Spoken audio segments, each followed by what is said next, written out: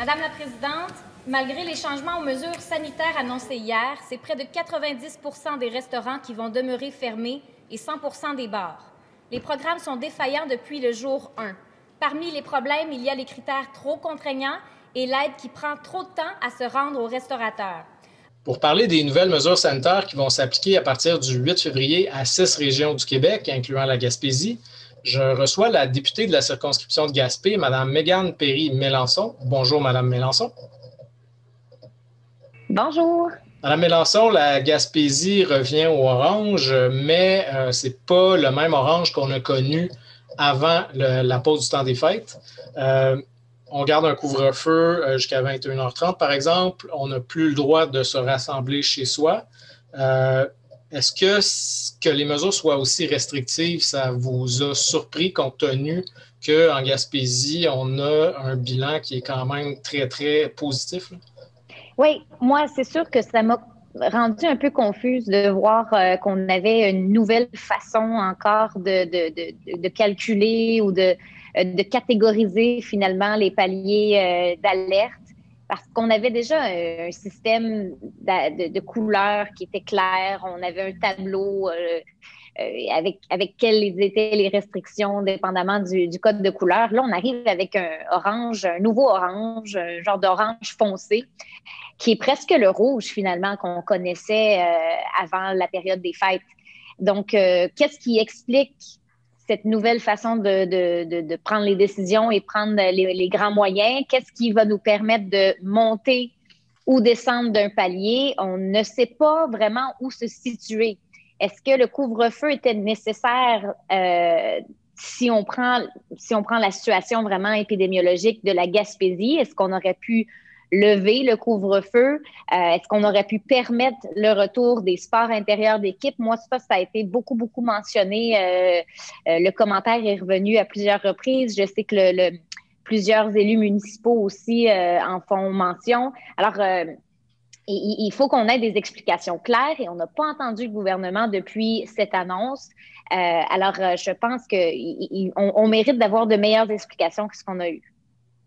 Oui, d'ailleurs, c'est ça, on avait un très, très bon bilan épidémiologique. Jusqu'à hier, il n'y avait aucun cas actif en Gaspésie. Malheureusement, hier, on apprenait qu'il y avait 3 nouveaux cas. La situation est quand même très, très positive, même si on voit que ça reste fragile. Est-ce que vous pensez qu'on a conservé des mesures assez restrictives par crainte que si on assouplissait ça trop rapidement, il y a un relâchement et il y a un retour du virus en région? Bien, c'est certain qu'on comprend l'idée de déconfiner de manière graduelle. Et ça, je ne remets pas du tout ça en question. Je pense qu'il y a eu beaucoup de réflexions qui se sont faites là, pour faire cette annonce-là cette semaine. La santé publique, par exemple, pourrait nous donner plus d'avis écrits, qu'on soit transparent avec la population et que ce soit cohérent avec les efforts qu'on nous demande de faire. Alors, je pense que c'est ça qui aurait été l'idéal pour bien comprendre quel a été le cheminement de réflexion et qu'on nous arrive avec ce nouveau palier-là. Je comprends qu'il faut y aller de façon graduelle pour pouvoir bien analyser dans 2 semaines où on en est rendu. Est-ce qu'on peut se permettre d'aller plus loin? Mais moi, il y a quand même des secteurs que je ne comprends pas pourquoi on n'a pas pu déconfiner, comme celui du sport et comme celui de bien d'autres. Alors, c'est des choix. Est-ce que c'est des choix politiques ou vraiment de santé publique? C'est là où on est toujours dans le néant. Même les partis d'opposition on est à l'Assemblée nationale, on n'a pas plus ces réponses-là à donner à nos concitoyens. C'est ça qui est dommage dans toute cette gestion de crise. Justement, comme vous parlez de secteur déconfiné, en zone orange, les restaurants vont pouvoir réouvrir avec certaines restrictions. Le couvre-feu a été repoussé à 21h30. On sait que la pandémie a été très difficile pour le milieu de la restauration. Il y a eu beaucoup de fermetures. Comment est-ce que vous accueillez ces nouvelles mesures-là pour permettre aux restaurants de réouvrir en zone orange? Bien, j'accueille favorablement cette réouverture des commerces et dont les restaurants qui ont été lourdement affectés depuis le début de la pandémie. c'est un secteur qui aurait dû se retrouver là en priorité dans les aides gouvernementales. Ça l'a été plus du côté fédéral, ce qui est curieux. Normalement, c'est Québec qui aurait dû protéger le secteur de la restauration et s'assurer qu'on n'ait pas vraiment un buffet de faillite là, dans les prochaines semaines, les prochains mois. Est-ce qu'on en a fait assez? J'ai questionné le ministre de l'Économie là-dessus, justement, à savoir cette nouvelle bonification-là, en quoi ça consistait réellement, parce que oui, on autorise la réouverture des restaurants, mais la pente, elle va être très longue à remonter. Il y avait des sondages qui disaient que 63% des restaurateurs s'attendent pas à être rentables avant la prochaine année. Et c'est des chiffres très alarmants. Il y en a qui ne vont pas durer plus que 6 mois. Il va y avoir des faillites. Alors, il faut que les programmes soient ajustés aux besoins. Là, ce qu'on entend, c'est que les critères sont beaucoup trop contraignants. Un restaurateur qui veut aller chercher de l'argent doit prouver qu'il a des états financiers personnels qui ne sont pas précaires. On leur demande des cautions personnelles, de mettre leur maison en garantie. Bref, il y a toutes sortes de choses qui sont demandées qui n'ont absolument pas de bon sens pour un prêt, finalement, hein, parce que le gouvernement n'a pas donné de subvention, d'aide directe. C'est encore sous forme de prêt. Et les délais de traitement sont excessivement longs. Alors, tout ça, ça fait en sorte que même si on a de l'argent dans un programme, si on n'est pas capable d'aller la récupérer, à quoi bon ça sert? Alors, il y a ça et moi, je le questionne encore à ce niveau-là. Et vous savez que le Parti québécois, on a fait des demandes pour décréter, en fait, qu'on puisse plafonner les frais maximums qui sont demandés aux restaurateurs par les plateformes de livraison, comme Uber Eats, comme DoorDash, toutes les grandes multinationales là, qui se font présentement de l'argent sur le dos des restaurateurs. Oui, les restaurateurs souvent dépendent de ces plateformes-là, mais on ne peut pas demander 30% du total de la commande. Là. Ça ne devient plus rentable pour les restaurants d'ouvrir en take-out si Uber Eats s'en va gruger 30% de ses profits. Là. Donc, nous, on a demandé que le gouvernement y aille par décret. Il peut le faire. L'Alberta est en train de se pencher là-dessus. Je crois que ça a été fait en Colombie-Britannique. Il y a des provinces qui ont pris les grandes mesures. Puis à Québec, on est en train de réfléchir à déposer un projet de loi. La situation est urgente et on ne fait rien. Parlons justement peut-être un peu de multinationales. Il y a quelque chose dont on parle à peu près jamais en politique, c'est de la pression des grands lobbies commerciaux. Uber Eats, DoorDash, par exemple, c'est des énormes lobbies commerciaux.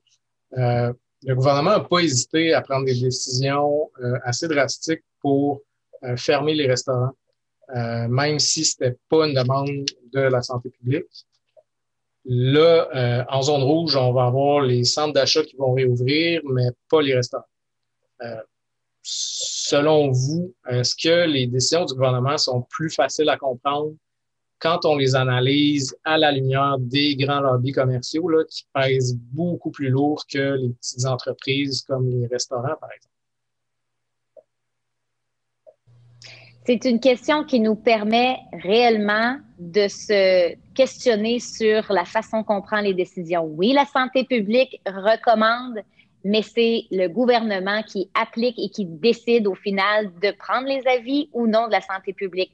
Alors moi, quand on rouvre les centres d'achat, mais qu'on ne permet pas aux restaurants en zone rouge d'ouvrir ou même partout au Québec de permettre aux jeunes de faire du sport, ben là, je me dis, on a un gouvernement qui fait des choix politiques, qui a décidé de donner un souffle au secteur économique, mais qui n'en a pas fait autant pour la santé et le bien-être des jeunes et même des adultes aussi qui ont besoin de bouger. Alors, ce sont des décisions qui m'apparaissent politiques et c'est pour ça qu'on va continuer de questionner le gouvernement sur de nous offrir les avis écrits de la santé publique sur ces décisions.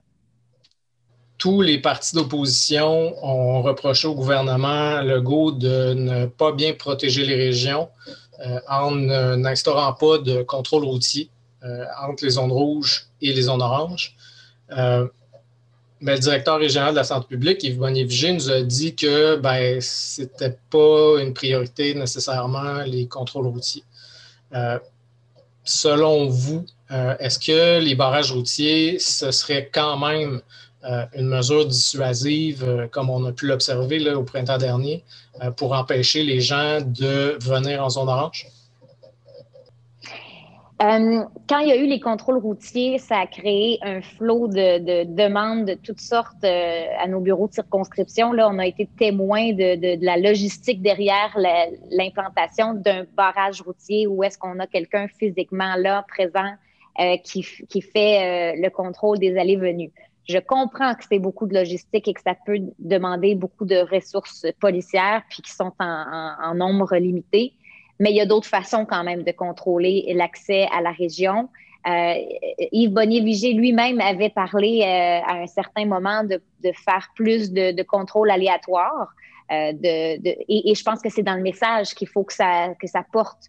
Oui, ça aurait été symbolique, les barrages, mais le gouvernement peut se rattraper et encore dire, ben, il y aura de la surveillance policière, il y aura des constats d'infraction si les gens de zone rouge se rendent dans les zones oranges.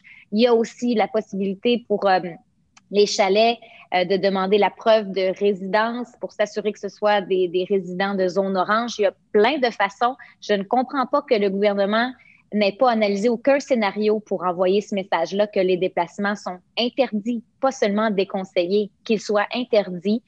Il faut qu'ils prennent les grands moyens, comme il a demandé à Justin Trudeau de le faire avec les vols internationaux. Là, il peut pas parler des deux côtés de la bouche. Là, je pense qu'il faut que les bottines suivent les babines. Et là, on a un exemple de gouvernement qui agit pas pour la protection des concitoyens, pour la protection et la sécurité de la population. Donc, c'est dommage, mais je pense qu'il y a encore le temps de se rattraper. Il n'y aura pas le choix. Comme vous l'avez dit, les trois oppositions le demandent.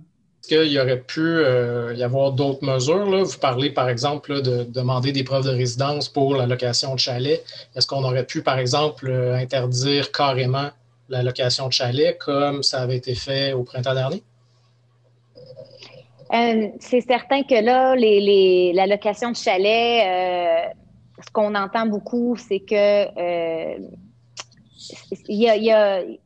j'hésiterais à dire d'interdire complètement la location de chalet parce que c'est une industrie qui a été grandement affectée, qui a des lourdes pertes financières aussi. Donc, est-ce que on pourrait faire du tourisme local? Moi, je serais bien intéressée à aller à louer une nuitée dans un chalet des Chic-Chocs, par exemple. Donc, je pense qu'on pourrait se permettre à petite échelle. C'est pour ça qu'on avait pensé à l'idée de bulle de l'Est du Québec, parce que la Côte-Nord, le Bas-Saint-Laurent et la région de la Gaspésie-les-Îles ont à peu près le même portrait épidémiologique. Et si on avait créé cette bulle-là, on aurait pu se côtoyer entre nous sans se mettre à risque. Donc, j'irai pas jusqu'à une mesure d'interdiction d'aller dans les chalets, mais il faut absolument qu'il y ait ce contrôle-là qui se fasse et qu'on s'assure que ce soit des gens de la région. Pour revenir au contrôle routier, il y a la ministre de la Sécurité publique qui a dit que c'était pas nécessairement possible d'instaurer des contrôles routiers faute d'effectifs policiers. On sait que le respect des mesures de couvre-feu, ça demande beaucoup de ressources policières. Est-ce que vous pensez qu'on a fait un choix entre le couvre-feu et l'instauration de barrages entre les régions? C'est ça. Et il n'y a pas eu de couvre-feu en Ontario. Il y a eu une baisse de cas quand même. Donc, moi, quand j'entends la CAQ dire que c'est cette mesure-là en tant que telle qui a causé la diminution des cas, j'en doute. Là. Je veux dire, il doit y avoir eu d'autres facteurs aussi. Le temps des fêtes, on a fait des efforts comme on nous l'a demandé. Donc, je pense qu'il y a beaucoup de choses qui ont porté fruit. Couvre-feu dans une zone qu'on devrait appeler verte, là, selon moi, ou jaune du moins. Est-ce que c'est nécessaire, le couvre-feu? Je comprends que c'est une façon de dissuader les rassemblements de soirée, là, mais là, ça nous empêche de pouvoir contrôler les entrées, l'accès à la région. Alors, est-ce que ça a été choisi justement au détriment du barrage? Peut-être, mais c'est un choix questionnable. En point de presse, le premier ministre parle souvent de capacité hospitalière. On dit qu'il faut maintenir des mesures strictes pour empêcher la hausse des hospitalisations, pour éviter que le système de santé soit débordé. Au cours des 25-30 dernières années, tous les gouvernements qui se sont succédés au pouvoir ont beaucoup désinvesti dans le système de santé publique. Malheureusement, les pandémies comme celle qu'on vit actuellement, c'est des phénomènes qui risquent de se reproduire. Est-ce que vous pensez que pour l'avenir, on doit réinvestir dans notre système de santé pour qu'on soit plus vulnérable comme on l'est actuellement là, face à une pandémie comme ça? C'est sûr qu'il faut réinvestir dans le système de la santé. Il faut réinvestir aussi dans les soins à domicile pour s'assurer qu'on n'engorge pas nos centres hospitaliers. Il faut vraiment réinvestir dans le domaine de la santé de façon générale, le traitement, les conditions des infirmières, tout le personnel de la santé. C'est une grosse, je pense qu'on a besoin vraiment là, d'une grosse réforme. Nous, je veux dire, au Parti québécois, on pense aussi qu'il faut avoir les pleins moyens aussi financiers là, pour bien gérer le système de la santé. Parce que présentement, là, on demande encore des milliards en transfert en santé et on n'a pas encore de confirmation que le gouvernement fédéral va les transférer. Les 6 milliards, je pense, qui ont été demandés du gouvernement du Québec pour pouvoir arriver à ne pas faire de déficit là, dans les prochaines années. Alors, il y a tout ça. Là. Il y a la question de l'indépendance pour moi qui est fondamentale. Il y a la question de réinvestir dans le système de la santé. Mais à très court terme, est-ce que là, c'est la seule... notre système, il est fragile, mais la question des barrages aurait pu protéger aussi le système de santé en région. C'est pas seulement les citoyens, mais aussi s'assurer que les services puissent encore se donner. Alors, c'est une question à plusieurs réponses, plusieurs paliers et plusieurs étapes là, pour s'en sortir de ce chaos. Mais oui, dans les dernières années, je veux dire, toute la réforme de Barrette, là, on la ressent encore au quotidien. Là. Maintenant, parlons un peu d'avenir. Il y a quand même un été qui s'en vient. On peut s'attendre à une certaine accalmie avec le beau temps qui va revenir, avec la campagne de vaccination. Comment est-ce que vous anticipez la prochaine saison touristique en Gaspésie? C'est difficile hein, de se projeter quand on est vraiment dans la gestion courante de la crise, mais j'espère qu'on aura un bel été avec du tourisme et qu'on pourra reprendre nos activités régulière. Il va falloir quand même s'armer de patience. Est-ce qu'on peut penser avoir un été? Il y a tellement encore d'inconnus. Les variants, c'est sur toutes les lèvres présentement. Là, c'est vraiment la question qui tue. Là. Est-ce qu'on va voir une montée des cas à cause des variants de la COVID? Alors, c'est difficile de dire que cet été, on va être passé à autre chose complètement. Mais il y aura plus de gens vaccinés. Alors, il y aura certainement, je veux dire, un retour d'activité là, économique et sociale. Mais est-ce qu'on aura des festivals, des foules et tout ça? J'ai l'impression de ce qu'on entend de la santé publique que ce ne sera pas pour les prochains mois. On n'aura pas de party là, dans les prochains mois. Alors, cet été, c'est encore très loin en temps de pandémie. Vous parlez beaucoup, le Parti québécois et vous-même, du dossier de la pratique du sport chez les jeunes. Vous avez déploré le fait qu'on empêche les jeunes de pratiquer un sport, même extérieur, quand on sait qu'en extérieur, le risque de transmission est assez faible. Pensez-vous que cette pandémie-là va avoir des conséquences à long terme pour la pratique du sport chez les jeunes? Oui, on a augmenté le temps d'écran avec l'école à la maison, l'école à distance, plus de sport. Et il y a beaucoup de jeunes là, qui vont en sentir les effets sur leur corps, la motivation à pratiquer un sport. Moi, je pense qu'il y a une génération là, qui va en écoper. Je ne veux pas dire que ça va avoir des effets durant toute leur vie, mais quand même, dans un court laps de temps, là, il y a beaucoup de responsables des loisirs, des sports qui le disent. Il faut que nos jeunes sortent de la maison rapidement. C'est urgent. Toutes les journées comptent. C'est pour ça que c'est difficile de comprendre que dans une zone orange, on n'ait pas donné plus de souplesse dans la pratique de sport, sachant tout ce que ça a sur contrer les effets de l'isolement, la santé mentale. Alors, on le répétera pas jamais assez. Moi, je trouve qu'il y a une espèce de manque de leadership là, du côté de la ministre Isabelle Charret. Où est-elle pour faire ces représentations-là? Les fédérations nous ont prouvé qu'elles étaient prêtes avec des protocoles sanitaires rigoureux à reprendre le sport. Ça peut être fait sous forme d'entraînement sans nécessairement arriver au match tout de suite. Il y a plein de façons de bouger présentement, là, mais c'est comme si on avait bloqué toute forme de sport parce que c'est complexe, parce que chacun a des réalités différentes. Et pour moi, il y a rien à comprendre dans la façon qu'on gère le déconfinement des sports présentement. S'il n'y a pas une nouvelle qui sort là prochainement de façon imminente, moi, je vais perdre tout mon espoir en la ministre Isabelle Charret là, pour la suite et, ça, et le poids qu'elle a dans son conseil des ministres et auprès de son premier ministre parce que je comprends qu'il faut que les jeunes retournent en classe et qu'on ne veut pas justement d'école à distance. C'est ça la priorité. Mais il n'y a pas eu d'éclosion dans les sports parascolaires. Il y a eu des cas dans les classes. Les classes ont été isolées, tout le principe de bulle. Alors, il n'y a pas eu d'éclosion au mois de novembre où il y avait plus de cas. Alors, qu'est-ce qui empêche aujourd'hui? Je sais que j'en parle beaucoup, mais c'est parce que ça vient vraiment me chercher et c'est que je sais que c'est une préoccupation réelle qu'on entend beaucoup sur le terrain. Puis moi, je partage l'avis des gens là-dessus. On sait que la situation va être évaluée au cours des prochaines semaines. Est-ce que vous vous attendez à un certain assouplissement à ce niveau-là? Oui. Oui, mes attentes sont élevées. J'espère vraiment que c'est la prochaine étape du gouvernement le 22 février prochain. Mais je pense que si on veut donner un peu d'espoir aux jeunes, on peut tout de suite le dire que c'est la prochaine étape. C'est ce que j'essayais de faire ce matin en période de questions. J'ai questionné le gouvernement. C'est le ministre de l'Éducation qui s'est levé. Pourquoi est-ce qu'on ne nous annonce pas qu'on y pense sérieusement et que dans une semaine ou deux, si la situation nous le permet, on reprend les sports? Il faut donner un espoir aux jeunes, là. Présentement, ils font l'école à la maison ou en classe sans aucune motivation, la même motivation qu'ils avaient autrefois. Alors, je trouve ça très malheureux.